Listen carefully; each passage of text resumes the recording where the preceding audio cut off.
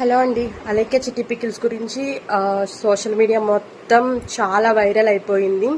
So finally తనైతే sorry note అయితే చెప్పింది. ఎవరైతే కస్టమర్ని తిట్టిందో అది మీరు వినాలనుకుంటే ఒకసారి ఇది వినండి.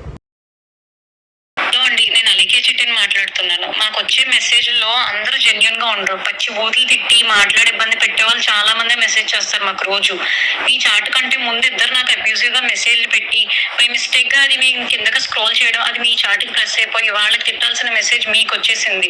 అండ్ అది నేను రియలైజ్ అయ్యే లోపే మా బిజినెస్ వాట్సాప్ కి రిపోర్ట్లు చేసి ఇంకా మొత్తానికి మా బిజినెస్ వాట్సాప్ అయితే యాక్సెస్ చేయలేకపోతున్నాం మేము. మా పికిల్స్ ఎక్స్పెన్సివ్ అని మీరు ఒక్కరే అనలేదండి, వందల మంది అన్నారు. అన్న ప్రతి ఒక్కరిని నేను బూతులు తిట్టేయడం అంటే అది నమ్మసక్యంగా లేదు. ఫస్ట్ అబ్యూజివ్ వర్డ్స్ ఎవరైతే మా వాట్సాప్ కి తిట్టి మెసేజ్ చేస్తారో వాళ్ళకి మేము అదే భాషలో మేము రిప్లై ఇస్తాం.